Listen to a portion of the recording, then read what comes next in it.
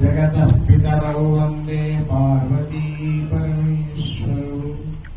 वागीशायस्य वदने लक्ष्मीर्यस्य च वक्षसि यस्यास्ते हृदये संवित् तं नृसिंहमहं भजे। सकुङ्कुमविलेपनामलिकचुम्बिकस्तूरिकाम् समन्दहसिते क्षणाम् सशरचापपाशाङ्कुशाम् अशेषजनमोहिनीम् अरुणमाल्यभूषोज्ज्वलाम् जपाकुसुमभासुराम् जपविधौ स्मरेदम्बिकाम्। भोळाशङ्कर भगवान् की ఇందుకే అడిగా టిఫిన్ అయ్యిందా టిఫిన్ చేయలేదు కాబట్టి సౌండ్ లేదు। భోళాశంకర భగవానికి జగదంబా మహారాజ్ఞికి భారతీ తీర్థ మహాస్వామి భగవానికి మదనానంద సరస్వతీ స్వామి భగవానికి శ్రీకృష్ణానంద సరస్వతీ స్వామి భగవానికి అన్నపూర్ణ మాతాకి సమస్త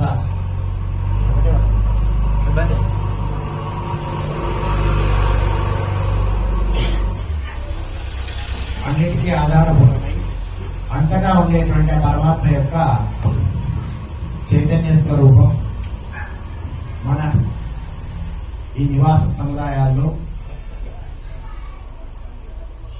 సాక్షాత్తు మహాస్వామి వారి చేత అనుగ్రహించబడ్డ శ్రీయంత్రం ఉన్నటువంటి దివ్యమైనటువంటి గృహంలో భక్తవరేణ్యుల రూపంలో ఆహూతులైనటువంటి బంధువులు, మిత్రులు, పనివాళ్ళు, నేను మనందరి రూపంలో వెలుగుతున్న ఆ చైతన్యానికి నారాయణ స్మరణపూర్వకంగా నమస్కారం అర్పించుకుంటూ పరమాద్భుతమైనటువంటి జన్మ మానవ జన్మ. ఇది రావడం మన కర్మఫల విశేషమే. ఇందులో ఉన్న విశేషం ఏమిటంటే ఈ కర్మ ఫలము మళ్ళీ అనుభవించే రీతి లేకుండా తొలగించుకునే అవకాశం. అందుకని మహాత్మ్యం. మిగతా అన్ని రకాలైనటువంటి జీవులు కేవలం ప్రారంభ భోగానికి మాత్రమే అవి యోగ్యమైనది. కానీ మనిషి ప్రారంభంలో భోగించుకుంటూనే అందులోంచి బయటపడేటువంటి ఒక దివ్యమైనటువంటి బుద్ధి చోదనాన్ని కలిగి ఉంటాడు. ఆ బుద్ధి ఉన్నంత మాత్రాన సరిపోదు. ఎందుకంటే బుద్ధి కూడా వేదాంత శాస్త్రంలో ఒక దిశకు వెళ్ళిన తర్వాత జడ పదార్థం కాబట్టి దానిని కూడా చోదనం చేసే శక్తిని పట్టుకునే శక్తి కేవలం మానవునికి మాత్రమే ఉంది. ఆ పరమాత్మ యొక్క దివ్యమైన అనుగ్రహం చేత లభించిన ఈ జన్మను సార్థకం చేసుకోవాలంటే పరమాత్మ అంటే ఏమిటో ముందు తెలియాలి. పరమాత్మ అంటే తెలిస్తే సరిపోతుంది. ఇది తెలిసిన తర్వాత చేయవలసిన అవసరం లేదు. చాలా మంది ఒక మాట అంటుంటారు, భావనా జగత్తులో విహరించేవాళ్ళు. వాళ్ళ అనడంలో తప్పు లేదు. ఎందుకంటే యద్భావం తద్భవతి. భావనలో ఉన్నది బయట కనపడుతుంది. ఏది భావన ఉంది? కొంతమంది ఏమంటారంటే నేను దేవి ఉపాసకుని, నాకు అమ్మవారు రాత్రి ప్రత్యక్షమైంది. ఇదంతా భావనా జగత్తు వరకు కరెక్ట్. కానీ అమ్మవారు ప్రత్యక్షమైంది కాబట్టి నేను గొప్పవాడిని అంటే మాత్రం తప్పు. ఎందుకంటే నీ ప్రత్యక్షమైంది నీకే కదా. నీవు అమ్మవారిలాగా భావించిన వరకు అమ్మవారిగా ప్రత్యక్షమైంది. ఇంకొకరు శంకరునిగా, ఇంకొకరు విష్ణుమూర్తిగా, ఇంకొకరు గురువుగా, ఇంకొకరు రాయిగా రప్పలే. దేనికి ప్రత్యక్షమైతే ఏది చూస్తే నువ్వేదనుకుంటే దానికి ఆ ప్రత్యక్ష స్వరూపాన్ని తీసుకుంటావు. కరణీయాన్ మహతో మహీయాన్ అని అణువు నుంచి మహత్ వరకు సమస్త ప్రపంచంలో మహద్రూపమైనటువంటి ఆ పరమాత్మ స్వరూపం నీ భావనకు అనుసరించి వచ్చింది. అంతవరకు కరెక్ట్. నేను కాలోపాసకుణ్ణి, దేవి ఉపాసకుణ్ణి, నేను రామోపాసకుణ్ణి, నేను ఉపాసకుణ్ణి అంటే ప్రపంచమంతా ఉపాసముక్తుడే గాని వాడు ఉపాసకుడు అని చెప్పుకోవాల్సిన అవసరం లేదు. ఎవరైతే బాహ్య ప్రకటన ఉంటుందో వాళ్ళను బాగా అనుమానించాలి. నేను వాళ్ళని నిరసించడం కాదు, వాళ్ళు బాహ్య ప్రకటనను అంతర్ముఖము చేసుకొని వారికి ఆ ఏ శక్తిని ఆరాధిస్తున్నారో ఆ శక్తి ద్వారా లభించినటువంటి మహోన్నతమైనటువంటి దివ్య అనుభూతిని సమస్త ప్రపంచానికి పంచితే వాడు నిజమైన ఉపాసకుడు. కాబట్టి ఆ సమస్త ప్రపంచానికి పంచగలగాలి. అంటే ఇవన్నీ ఎవరి ధర్మాలు? మామూలుగా గృహస్థులే కదా. గృహస్థుడు కాదు, సమస్త ప్రపంచంలో ఉన్నటువంటి ప్రతి మానవుని ధర్మం. దానికి వర్ణము, ఆశ్రమము ఇవి సంబంధం లేదు. నీ ఏ కులము, ఏ జాతి, నీవు ఏ జెండర్ లేదు. ప్రతి వాళ్లకు హక్కు ఉంది. ఏమి? పరమాత్మను పొందడానికి, పరమాత్మ స్వరూపాన్ని పంచడానికి, పరమాత్మతో ప్రేమ పంచుకోవడానికి, ఆ ప్రేమను అందరితో పెంచుకోవడానికి అవకాశం అందరికీ భగవంతుడు కల్పించింది.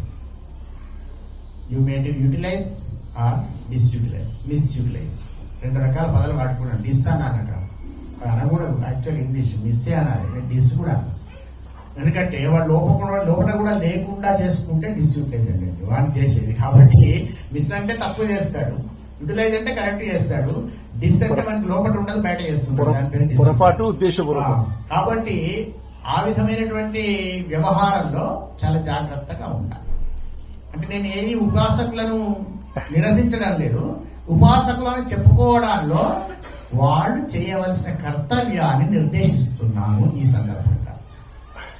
అటువంటి వాళ్ళు ఇక్కడ ఎవరైనా ఉంటే జాగ్రత్త పడండి. ఎందుకంటే నాకేమీ భయం లేదు, ఎవరన్నా నన్ను అన్నా భయం లేదు, మెచ్చుకున్నా భయం లేదు, నొచ్చుకున్నా భయం లేదు, కుంగినా భయం లేదు, పొంగినా భయం లేదు. ఎందుకంటే ఈ భయము లేని స్వభావాన్ని మనమందరము పొందాలనేదే నా అభిప్రాయం. ఎవరు భయం లేని స్వభావం? అభయం సత్వ సంశుద్ధి జ్ఞానయోగ వ్యవస్థిత అని భగవద్గీత చాలా చెప్పినారు. ఎవరికి వస్తుంది అభయం? భయము లేకుండా కావడం వేరు, అభయత్వ సిద్ధి వేరు.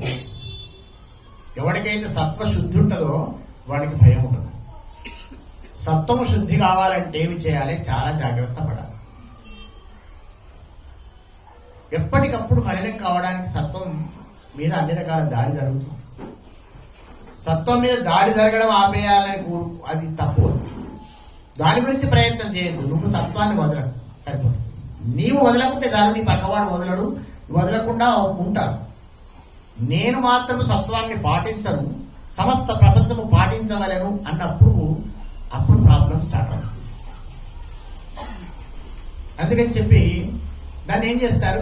మిగతా వాళ్ళు వేరే విధంగా వినియోగించుకుంటారు. ఏదో చేయాలని ఏదో చేస్తే అది ఇంకోటి అవుతుంది.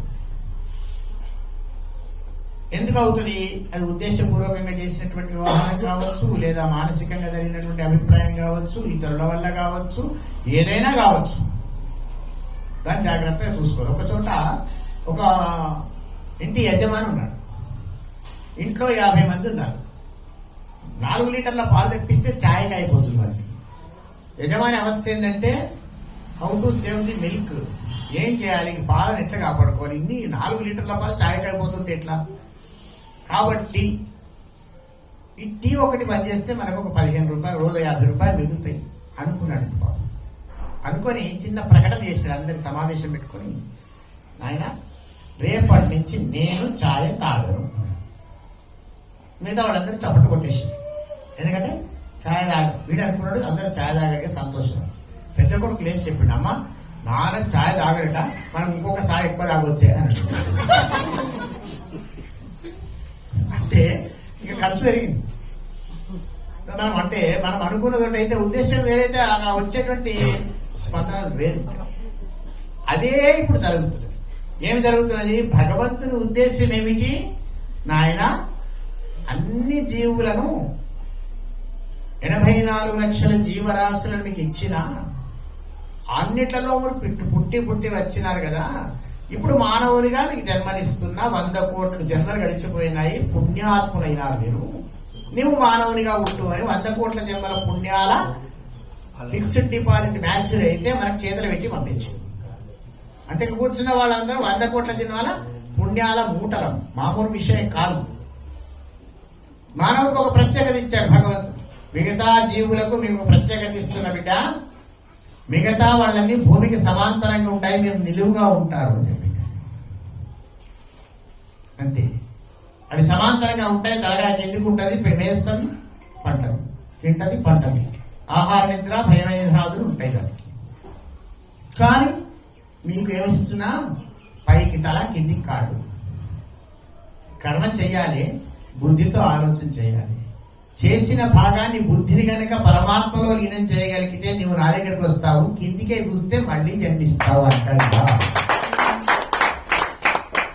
అని ఒక దివ్యమైన అవకాశం ఇచ్చి మనకు పంపించాడు. ఈ అవకాశాన్ని మనకి చూపించే వాళ్ళు ఎవరు మనకు తెలియదు. ఇవన్నీ ఇక్కడ కూర్చున్న వాళ్ళని, నాకంటే ఎక్కువ చదువుకున్న వాళ్ళ విద్వాంసులు, ఇవన్నీ తెలుసు. జ్ఞాపకం చేసేవాడు కూడా అవసరం అంతే, ఏమి లేదు. ఆ జ్ఞాపకం చేస్తూ మనం ముందుకు పంపించేవాడే గురువు కాదు. పంపించకపోతే గురువు కాదు. అందుకని చెప్పి ఆ ముందుకు పంపించగలగాలి. వాస్తవానికి శిష్యునికి కోపం వస్తుంది కొన్నిసార్లు.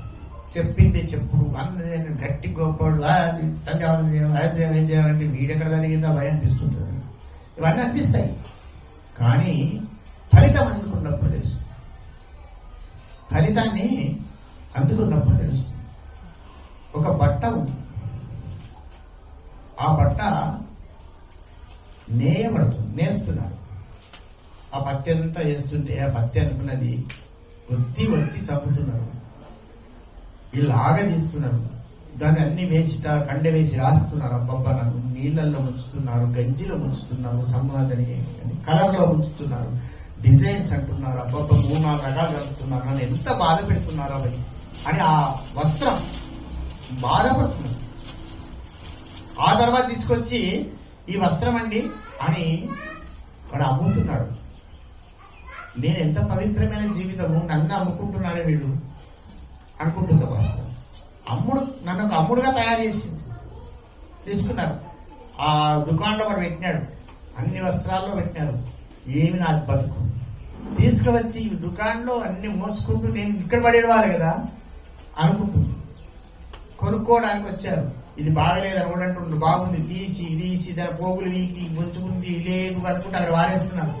నా పని ఎక్కడికి అయిపోయింది, ఎంత దుస్థితి నాది అని ఏడుస్తుంది, బాధపడుతుంది ఆ వస్త్రం. ఆ తర్వాత నవరాత్రులు వచ్చినాయి, బట్టలు కొనాలి. రవిచంద్ర భార్య వెళ్ళి ఆ షాపులోకి వెళ్ళి అది తీసింది. ఇది బాగుందండి అన్నాడు. పురుషులకు ఏమలవాడు అంటే మగవాళ్ళు ఏది, ఆడవాళ్ళు ఏదంటే అది అనాలి, లేకపోతే ఇంట్లో దొరకదు. కాబట్టి బాగుందంటే బాగుంది అనండి. చీర కాబట్టి ఆ స్త్రీలకే ఎక్కువ తెలుసు కాబట్టి పర్వాలేదు, బాగుంది, బిల్ ఐ విల్ పే అనడం. బిల్ కొట్టేసి తెచ్చుకున్నాడు. ఆ వస్త్రం అనుకున్నది కానీ ఈ అల్మాల నుంచి బయట పోతున్నారు. కానీ ఈయనేం చేస్తాడు? ఒకడేమో నేసిండు, ఒకడేమో అద్దిండు, ఒకడేమో రంగులేసిండు, ఒకడేమో కొనుక్కొచ్చిండు, ఒకటి షెల్ఫ్ లో పెట్టిండు. 50 మంది పనికిరాదని వారేసిండు, ఈమె పనికిరాదని కొనుక్కొస్తుంది. మరి ఈమె తీసుకపోయి ఈమెం చేస్తారు అనుకొని నా జీవితం ఇంత బాధ అవుతుంది. వచ్చిన తర్వాత ఏమేం చేసింది?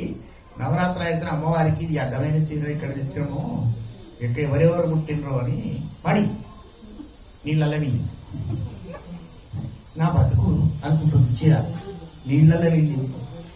అంత మంచిగా నన్ను ఉంటుంటే కదా తీసుకొచ్చి నీళ్ళల్లో వెళ్ళింది. మళ్ళా మంచిగా చలవ ఐరన్, మన భాషలో ఏమంటాం ఇస్త్రీ. ఇస్త్రీ చేసి పెట్టింది. ఇప్పటికైతే నయమే, కానీ తర్వాత ఏదో డౌట్ దానికి. ఆ చీర ఇన్నిసార్లు దెబ్బలు కొట్టింది, కాళ్ళతో వచ్చింది, కింద చేసింది, గంజి పోవాలి. గంజి ఉన్నది బాగా, గంజి అంతా పోయేదాకా కొట్టింది బాగా. ఇన్ని తన్నులు తిన్నా, ఇంత సరుకు బుకినా, అబ్బాబ్బా పిండి పిండి పిండి చేసింది నన్ను. ఇంత కష్టపెట్టింది కదా, పైసలు పెట్టి కొనుక్కొచ్చి అనుకుంటున్నది, బాధపడుతుంది. ఆరేసింది, వేడి వేడి ఇస్త్రీ చేసింది. నాకు అరణయ్య రెండు ఆ చీర పొద్దున మాగింది. మహాత్మాను బ్రహ్మాండంగా పూజ చేసింది. రవిచంద్ర ఇప్పుడు అమ్మవారికి చీర కట్టి అన్నాడు. ఆమె తీసుకువచ్చి అమ్మవారికి కట్టింది. చీర కట్టి బొట్టు పెట్టి అమ్మవారికి చీర కట్టింది. అప్పుడు అనుకున్నది, అమ్మ నా జీవితం సార్థకమైపోయింది కదా. అంటే అమ్మవారి చీరలాగా మారాలంటే అమ్ముడు పోవాలి, కన్ను తినాలి, పిండబట్ట పిండాలే. కాబట్టి భగవంతుని సేవలో లీనం కావాలంటే నీవు అనేది లేకుండా పోయేంత వరకు నిన్ను పిండబడుతావు. నేను అనేది ఎప్పుడైనా పోతుందో సర్వం ఏకమవుతుంది. ఆ నేను అని పోయే విధంగా తయారు చేసేవాడు నిజమైనటువంటి గురువు.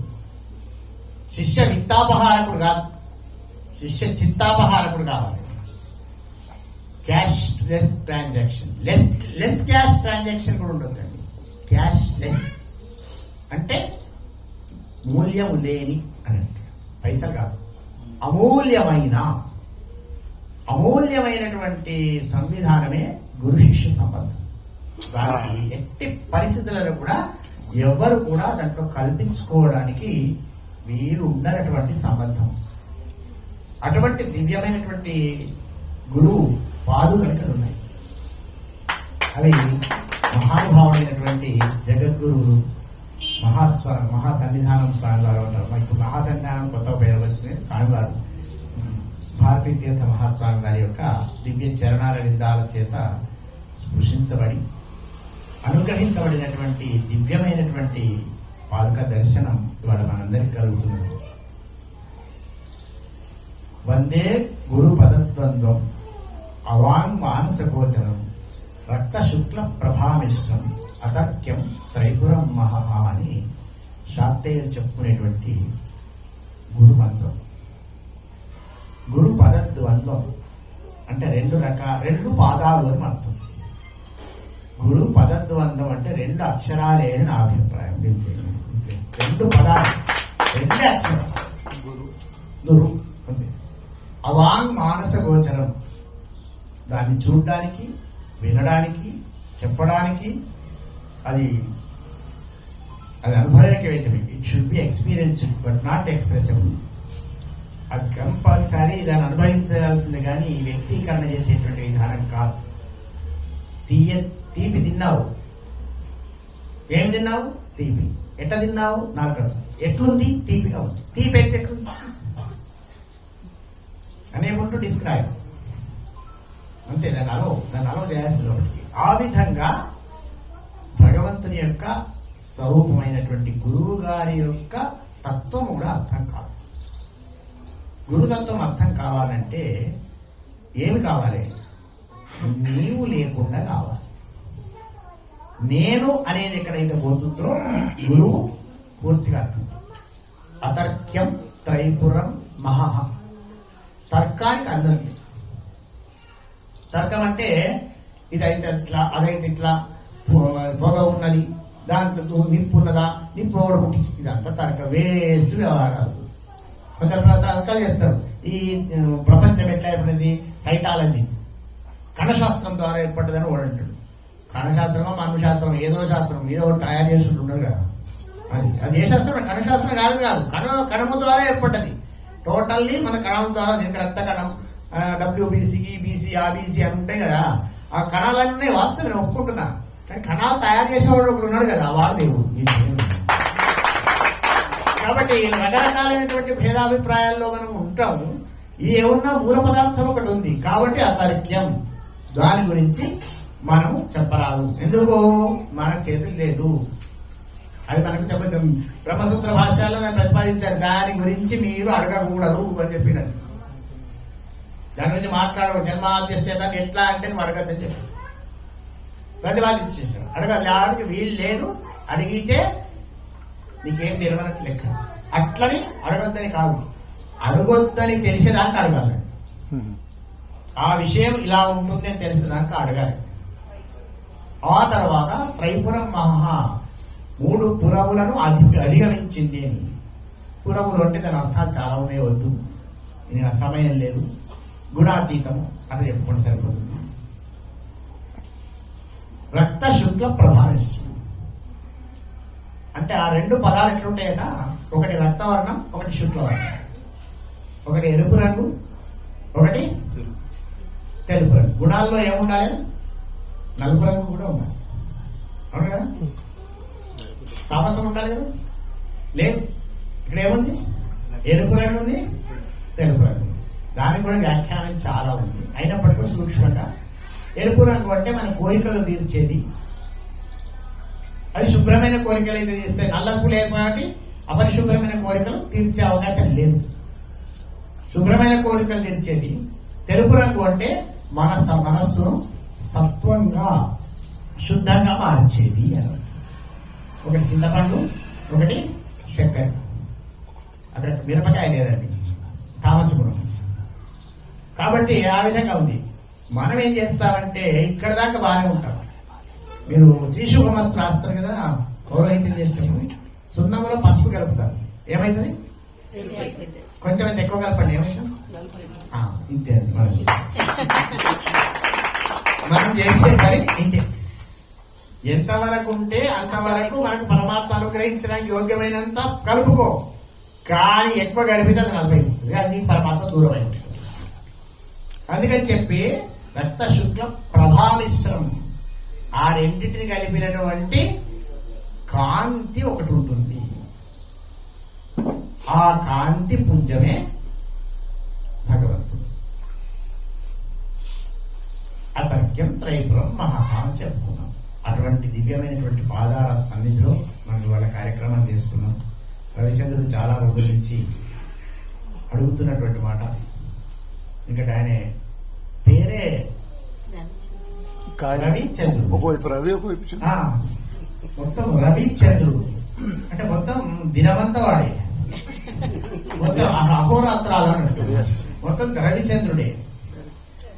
అటువంటి రవిచంద్రుడు దీక్షతో కార్యక్రమం చేసిన సంతోషంగా ఉంది. అంతేకాక బ్రాహ్మణోత్తములకు భక్తులకు తెలియజేసేది ఏమిటంటే, సంకల్పరహితంగా కోటి రుద్రము కోటి శ్రీ సూక్తము అనేటువంటి కార్యక్రమాన్ని అందరు కలిసి ప్రారంభం చేసి నన్ను పెబ్బే చేసినారు. అంటే ముందర మానిటర్ కదా, మేనేటర్ కాదు, మేనేటర్ అనుకున్నా పర్వాలేదు, వీడంతా మెదడు తింటారు అనుకున్నా పర్వాలేదు. ఆ ముందర చేసినారు. ఆ కోటి రుద్రంలో భాగంగా చాలా మంది అందులో బ్రాహ్మణోత్తములు పాల్గొంటున్నారు. ఇక్కడ ఉన్న వాళ్ళు కూడా ఎవరైనా అందులో మిళితం కాని వాళ్ళు ఉంటే తప్పనిసరిగా నా నియమ నిబంధనకు లోపడి చెయ్యాలి. రోజు ఒక రుద్ర పారాయణం, రోజు ఒక శ్రీ సూక్త పారాయణం. దానికి సంకల్పము చెప్పడం కానీ, అంగన్యాస కన్యాసాలు చెప్పడం కానీ, ధ్యానాలు చెప్పడం కానీ, సమర్పణ మంత్రహీనం క్రియాహీనం సమర్పణలు చెప్పడం కానీ ఏవీ లేవు. దేవుణ్ణి స్తుతించడమే ధ్యేయంగా చెయ్యండి. లోక కళ్యాణార్థము అని కూడా నేను అనను. లోక కళ్యాణార్థం అన్నా కూడా దేవునికి మనం పని చెప్పిన వాళ్ళమైతాం. కాబట్టి దేవుని స్తుతించడమే మన ధ్యేయం. కాబట్టి స్తుతించడమే కండిషన్ ఏమిటంటే, ఇది కేవలం సకాలంలో ఉపనీతులైన బ్రాహ్మణోత్తములు మాత్రమే చేయాలి. అంటే రేపు పెళ్ళైనాక ఇవాళ జంజం పోయి వేసుకుంటూ లైసెన్స్ కోసం వాళ్ళు పనికిరారు. కనీసం ఒక గంట సేపు అన్నా కూడా బ్రహ్మచర్య వ్రతాలు లేకపోతే అందుకు చెప్పడం సార్. కొందరు అంగి మించే జంజం వేస్తారు చూడు, అస్సలే పనికిరాడు. ఇంకా అంగి తీస్తే జంజం కూడా పోతుంది. ఊపర్ చలే చేస్తా అందరి చేస్తా నీచే పోతా. అందుకని చెప్పి అట్లా కాకుండా సకాలంలో ఉపనయనమైనటువంటి వాళ్ళు ఒకటి తప్పనిసరిగా భారతదేశంలో ఉన్నవాళ్లే చేయాలి. నేను భారతీయునే, నాన్ రెసిడెంట్ ఇండియన్ అంటే you may do, we will not take it to count, మేము కన్సిడరేషన్ చెయ్యము. తప్పనిసరిగా భారతదేశంలో ఉన్న వాళ్లే చెయ్యాలి. సకాలంలో ఉన్నవాడు చేయాలి. బ్రాహ్మణోత్తములు పురుషులే చెయ్యాలి. ఇది నియమం, తప్పనిసరిగా చెయ్యాలి. కోటి రుద్రము, కోటి శ్రీ సూక్తం అనుకున్నాం. ఇప్పటికీ 21 లక్షల రుద్రాలు, దాదాపుగా అదే సంఖ్యలో శ్రీ సూక్తాలు పూర్తి అయినవి. గుజరాత్, తమిళనాడు, ఆంధ్రప్రదేశ్, ఛత్తీస్గఢ్, తర్వాత ఆంధ్రప్రదేశ్, కర్ణాటక, మహారాష్ట్ర, అక్కడ కొంచెం చిన్న ఉత్తరాంచల్, అక్కడి నుంచి బ్రహ్మాండమైన రెస్పాన్స్ మనకున్నది. దాదాపుగా కొన్ని వేల మంది చేస్తున్నారు. ప్రతి జ్యోతిర్లింగంలో ప్రతిరోజు అక్కడ ఉన్నటువంటి బ్రాహ్మణులు ఏకాదశ రుద్రంతో పారాయణం చేస్తున్నారు. దాదాపు ప్రతి జ్యోతిర్లింగంలో 12 జ్యోతిర్లింగాలు, అంటే 14 గంటల జ్యోతిర్లింగం, ఒక 2 పంచాయతీలు ఉన్నాయి. అందుకని 14 జ్యోతిర్లింగాలలో జరుగుతుంది. ఆ 14 జ్యోతిర్లింగాల్లో ప్రతిరోజు ఏకాదశ రుద్ర పారాయణం ఆ దేవతా సమక్షంలో అక్కడ ఉన్న బ్రాహ్మణోత్తములు సవిధిగా చేస్తూ మనకి ఇస్తున్నారు. ఆ పరంపరలో భాగంగానే మనం అక్కడక్కడ మహారుద్ర పారాయణ క్రతువులను చేసుకుంటున్నాం. ఆ భాగంగా రేపు 19వ తేదీ, ఎందుకంటే అందరికి సెలవు ఉన్న రోజు బాగుంటుందని ఆదివారం పుష్యమాసం చూసుకొని రేజింత సిద్ధి వినాయక స్వామి, అంటే జహీరాబాద్ నుంచి బీదర్ వెళ్లే రోడ్లో సిద్ధి వినాయక స్వామి మహాక్షేత్రం ఉంది. మా పరమ గురువరేణ్యులు మదనానంద సరస్వతి స్వామి గారికి, మా గురువు గారికి అత్యంత ఉపాసన క్షేత్రం. ఆ క్షేత్రంలో 4 రోజులు మహారుద్రాలు, రోజు శ్రీ సూక్తాలు, 1,00,000 మోదక హవనం, గణపతి 1,00,000 మోదక హవనం సరిగ్గా జరగబోతుంది. తప్పనిసరిగా సేవాభావంతో రండి. ఎందుకు చెప్తున్నా అంటే, స్వామివారి ఇచ్చింది గంపడం దక్షిణ ఇస్తాను అనుకోకూడదు. ఉంటే ఇస్తా, భిక్షాపాత్ర ఉంటే దాచిపెట్టుకోను, లేకుంటే అడిగియ్యా అన్నది మాత్రం పట్టు. ఉంటే మాత్రం దాచేదేం లేదు. నేను దక్షిణ ఇచ్చినా ఇవ్వకున్నా మీరు పారాయణం చేసినందుకు మాత్రం భగవద్ రక్షణ వస్తుంది. అక్కడికి వచ్చేటువంటి అమ్మలందరూ కూడా తప్పనిసరిగా సేవాభావంతో రావాలి. మన విధానంలో ఎక్కడ కూడా బఫ్ సిస్టమ్ భోజనం ఉండదు. నేను బర్రెల భోజనాన్ని అంగీకరించను కనుక కూర్చొని భోజనం పెట్టే పద్ధతి ఉంటుంది. అమ్మలకు అయ్యలకు అందరికి కూడా ప్రత్యేకమైనటువంటి సూచన ఏమిటంటే, రావాలి, 10 మందికి వడ్డన చేయాలి, డిస్టర్లు కూడా తీయాలి. అదంతా మర్చిపోయిన కాలం, అన్ని క్యాటరింగ్ అయిపోయింది. కాబట్టి ఇవన్నీ నేను నేర్చుకోవాల్సినటువంటి పరిస్థితి నాకు కనుక అందరికీ ఆ విధంగా సామూహికంగా కార్యక్రమాలు చేసుకుందాం. అదేవిధంగా 1000 కోట్ల శ్రీమాత్రే నమః అనేటువంటి ఒక కార్యక్రమాన్ని ప్రారంభం చేసుకున్నాం. దాంట్లో 370 కోట్ల జపం ఇప్పటికి పూర్తయిపోయింది.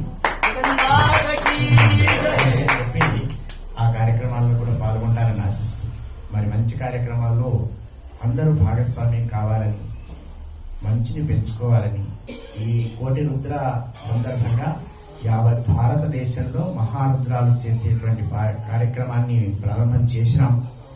అతి త్వరలో కాళేశ్వరం నుంచి ప్రారంభం చేసుకొని మళ్లీ కాళేశ్వరంలో పూర్తి చేసుకునేందుకు ప్రణాళికలు ఏర్పాటవుతున్నాయి. దానికి ఎవరి ఖర్చులు వాళ్ళు భరిస్తారు. భోజనం ఖర్చు, వసతి ఖర్చు మాత్రం భిక్షాపాత్ర నుంచి పొందుతూ, ప్రయాణ ఖర్చులు ఎవరి వాళ్ళు. ఎందుకంటే ఇక రవిచంద్ర ఆయన దొరకొచ్చి, ఈయన భార్య దొరకొచ్చి, గౌతమ్ భార్య దొరికి, మా వాళ్ళకి 2 పట్టు చీరలు మా వాళ్ళకి కావాలండి అంటే నేను ఎక్కడ తెస్తాను. కాబట్టి ఆ ఖర్చులని, వ్యక్తిగతమైన ఖర్చులు, రవాణా ఖర్చులు ఎవరి వాళ్లే భరించాలి. ఆ విధంగా ప్రతి జ్యోతిర్లింగంలో కూడా మహారుద్రాల ఏర్పాట్లు అయినాయి. దాదాపుగా డేట్లు మాత్రమే ఇవ్వాల్సి ఉన్నాయి. డేట్లు లభించడం లేదు. ఒక 2-3 సంవత్సరాల వరకు కూడా యావత్ భారతదేశంలో కాశ్మీర్ నుండి కన్యాకుమారి వరకు మహాక్షేత్రాలన్నింటిలో కోటి రుద్రం అయిపోయిన తర్వాత కూడా శక్తిపీఠాల్లో జరగబోతున్నవి, జ్యోతిర్లింగాల్లో జరగబోతున్నవి, పంచక్షేత్రాల్లో జరగబోతున్నాయి, నవ నారసింహ క్షేత్రాల్లో జరగబోతున్నవి. ఇలా అన్ని ప్రణాళికలు సిద్ధమై ఉన్నవి. ఇప్పుడు 4 వరకే మాట్లాడుతున్నా, ప్రణాళికబద్ధంగా తర్వాత మాట్లాడుతున్నా.